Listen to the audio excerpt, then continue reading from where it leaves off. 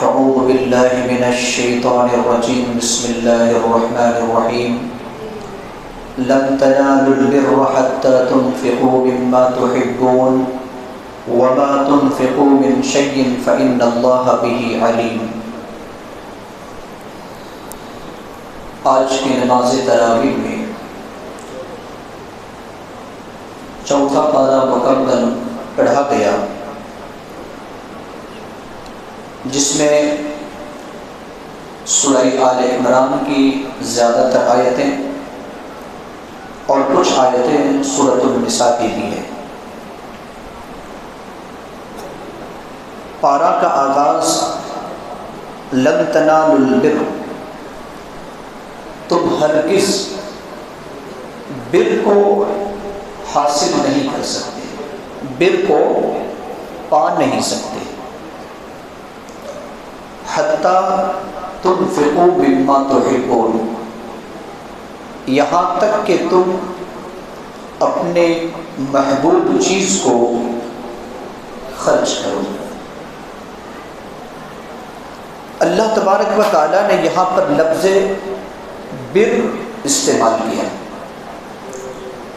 عام طور پر بر کا ترجمہ نیکی سے کیا جاتا ہے، لیکن بعض مفسر نے کہا کہ بر کا معنی ہے جنت، یعنی تم جنت اس وقت تک حاصل نہیں کر سکتے جب تک کہ محبوب چیز کو اللہ کی راہ میں خرچ نہ کرو۔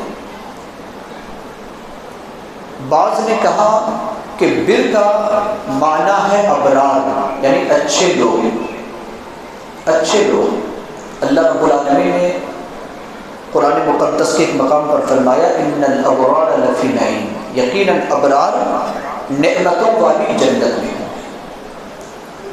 تو بر کا معنی ابرار یعنی اچھے لوگ، یا بر کا معنی جنت۔ تو اچھے لوگ بننے کے لیے یا جنت پہنچنے کے لیے اس چیز کو جب تک بندہ خرچ نہ کرے، جب تک کہ جو چیز اس کے پاس محبوب ہو، وہ نہ جنت حاصل کر سکتا ہے اور نہ نیک لوگ بن سکتا ہے۔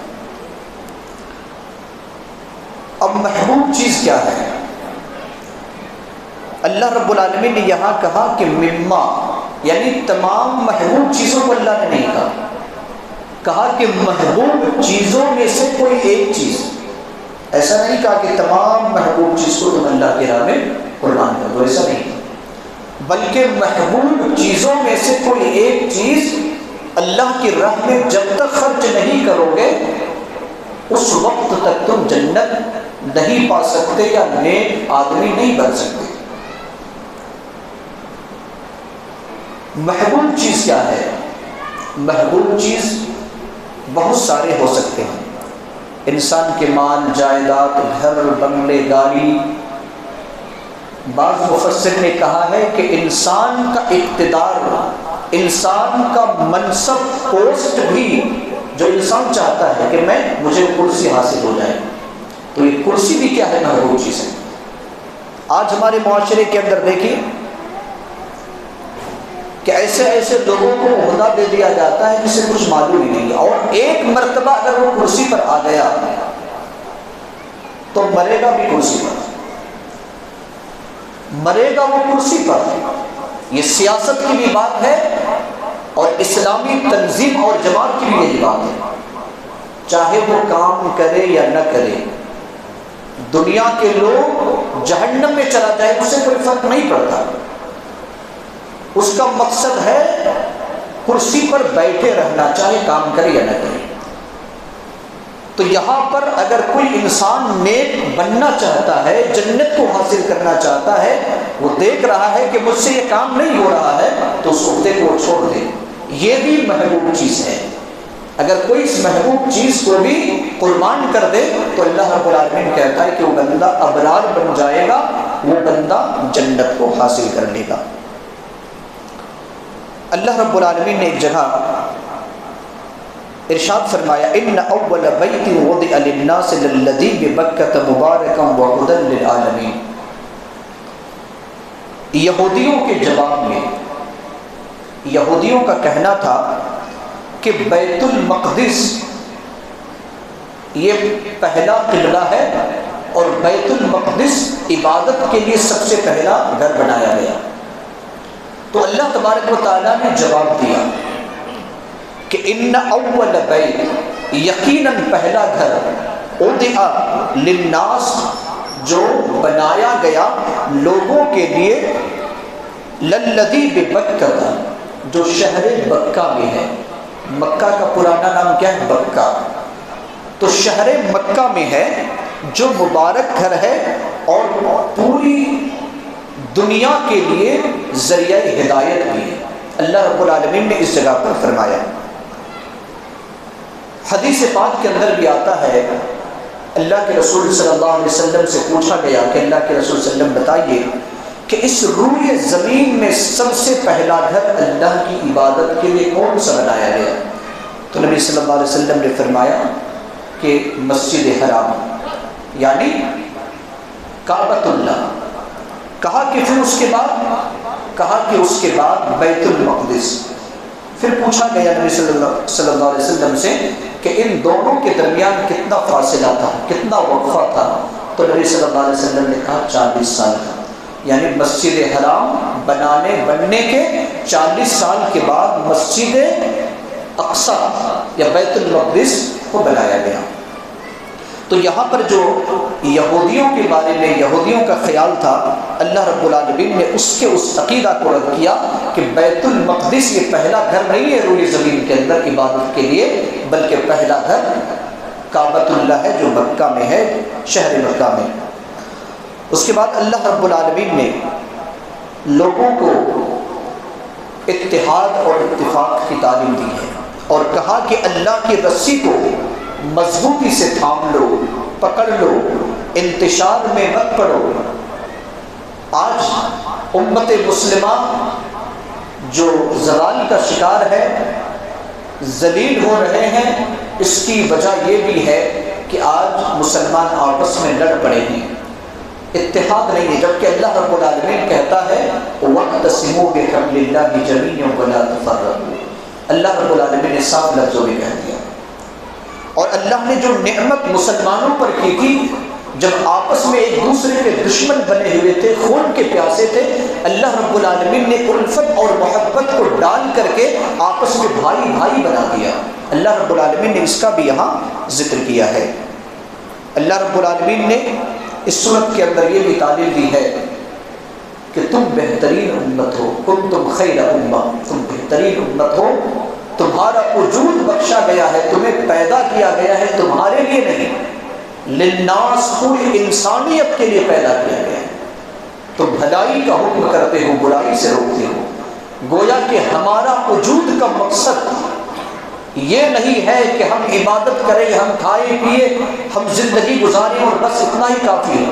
اللہ نے کہا تمہارا پیدا کرنے کا مقصد دوسرے کو فائدہ پہنچنا ہے۔ میری زندگی کا مقصد تیرے دین کی سرفرازی، میرے زندگی کا مقصد تیرے دین کی سرفرازی، میں اسی لیے مسلمان، میں اسی لیے نمازی۔ ہمارا وجود کا مقصد مسلمانوں یہ نہیں ہے کہ ہم صرف زندگی گزاریں اور لوگوں کو جہنم کے راستے پر چھوڑ دیں۔ اگر ہم ایسا نہیں کریں گے تو پھر ہم خیر امت نہیں ہو سکتے ہیں۔ اللہ تبارک و تعالیٰ نے اس صورت کے مقام پر فرمایا ہے، متقیوں کی صفت کو بیان کرتے ہوئے بہت ساری صفتیں ہیں، ان میں سے ایک خاص صفت اللہ رب العالمین نے جو بتلائی وہ یہ ہے، الذین ينفقون فی السراء والضراء والکاظمین الغیظ والعافین عن الناس واللہ یحب المحسنین۔ متقی وہ ہے جو خوشی میں اور غمی میں، یعنی خوشحالی میں اور بدحالی میں اللہ کی راہ میں خرچ کرتے ہیں۔ خرچ جو کرتے ہیں تو صرف ایسا نہیں کہ ہمارے پاس بہت زیادہ پیسہ ہے تو خرچ کریں، کم پیسے تو خرچ نہیں۔ انسان کے لیے ذمہ داری، مومن کے لیے، متقی کے لیے کہ اپنی استطاعت کے مطابق اگر آپ کے پاس زیادہ ہو تو آپ زیادہ خرچ کریں اور کم ہے تو کم خرچ کریں۔ اور اسی لیے اللہ رب العالمین حدیث قدسی کے اندر فرماتا ہے کہ اے بندو تم خرچ کرو، میں تجھ پر خرچ کروں گا، تم جتنا خرچ کرو گے میں تمہیں اتنا ہی عطا کروں گا۔ اگر تم اپنے ہاتھ کو تھام لو گے، مٹھی بند کر لو گے، تو پھر میں بھی اپنے مٹھی کو بند کر لوں گا۔ یہ حدیث قدسی ہے، اللہ کے رسول صلی اللہ علیہ وسلم نے فرمایا۔ اس کے بعد کہا والکاظمین الغیظ، غصے کو پی جانے والے ہیں، والعافین عن الناس، اور لوگوں کو معاف کرنے والے ہیں۔ یہ دو چیزیں، غصے کو پینا اور لوگوں کو معاف کرنا۔ ایک مرتبہ اللہ کے رسول صلی اللہ علیہ وسلم نے فرمایا ذرا بتاؤ کہ سب سے بڑا بہادر کون ہے، پہلوان کون ہے؟ صحابہ اکرام نے کہا اللہ کے رسول صلی اللہ علیہ وسلم ہم میں سے بڑا بہادر تو وہ ہے جو ایک دوسرے کو پچھاڑ دے۔ نبی صلی اللہ علیہ وسلم نے کہا نہیں، بہادر وہ نہیں ہے جو دوسرے کو پچھاڑ دے، بلکہ حقیقی بہادر اور پہلوان تو وہ ہے جو غصہ کے وقت اپنے غصے کو قابو میں کر لے۔ یہ سب سے بڑا بہادر اور پہلوان ہے۔ اور آج جو فتنے فساد آپس میں جو ہوتے ہیں، ان کے بنیادی اسباب میں سے ایک سبب یہ بھی ہے کہ ہم غصے کو پیتے نہیں ہیں۔ غصے کو پینا ہے، محاورہ کیا ہے، غصے کو تھوک دو۔ غصے کو تھوکنا نہیں ہے، غصے کو پینا ہے، یہ قرآن کے الفاظ ہے۔ اور سامنے والے کو معاف کرنا ہے۔ اسی لیے ہمیں اور آپ کو چاہیے کہ ہم غصے کو پی جائیں، سامنے والے کو معاف کر دیں۔ اور آخری بات کہہ کر اپنی بات کو ختم کرتا ہوں۔ اللہ رب العالمین نے ایک مقام پر فرمایا کہ حقیقی کامیابی کیا ہے، انسان کے لیے حقیقی کامیابی کیا ہے۔ اللہ رب العالمین نے ارشاد فرمایا کہ کل نفس ذائقۃ الموت، ہر نفس کو موت کا مزہ چکھنا ہے۔ وَإِنَّمَا تُوَفَّوْنَ أُجُورَكُمْ يَوْمَ الْقِيَامَةِ، اور قیامت کے دن تمہیں پورا پورا بدلہ دیا جائے گا۔ فَمَنْ زُحْزِحَ عَنِ النَّارِ، جسے جہنم سے بچا لیا جائے، وَأُدْخِلَ الْجَنَّةَ، اور جنت میں داخل کر دیا جائے، فَقَدْ فَازَ، وہی حقیقی کامیاب ہے۔ وَمَا الْحَيَاةُ الدُّنْيَا إِلَّا مَتَاعُ الْغُرُورِ، دنیاوی زندگی اس کو صرف دھوکے کا سامان ہے۔ لہذا حقیقی کامیابی یہ ہے مسلمانوں کے اپنے آپ کو نار جہنم سے بچا لے اور جنت میں اپنے آپ کو داخل کر لے۔ اللہ کے رسول صلی اللہ علیہ وسلم فرماتے ہیں کہ جو بندہ صبح کے وقت اور شام کے وقت یہ کہتا ہے اللہ 3 مرتبہ اللہم اجرنی من النار، اللہم اجرنی من النار، اللہم اجرنی من النار، اے اللہ مجھے جہنم سے، آگ سے بچا دے، 3 مرتبہ صبح اور 3 مرتبہ شام، اللہ تبارک و تعالیٰ اس بندے کو جہنم سے بچا دیتا ہے۔ جو بندہ اللہ سے سوال کرتا ہے اللہم انی اسألک الجنۃ الفردوس، اللہم انی اسألک الجنۃ الفردوس، اللہم انی اسألک الجنۃ الفردوس، اے اللہ میں تجھ سے جنت الفردوس کا سوال کرتا ہوں، 3 مرتبہ صبح 3 مرتبہ شام۔ اللہ کے نبی صلی اللہ علیہ وسلم فرماتے ہیں کہ اس بندہ کو اللہ جنت میں داخل فرمائے گا۔ اللہ رب العالمین سے دعا ہے کہ اللہ رب العالمین ہم تمام لوگوں کو کتاب و سنت پر عمل کرنے کی توفیق عطا فرمائے، نار جہنم سے بچا کر اللہ حقیقی کامیابی سے ہم کنار فرمائے۔ آمین۔ وآخر دعوانا الحمد للہ رب العالمین۔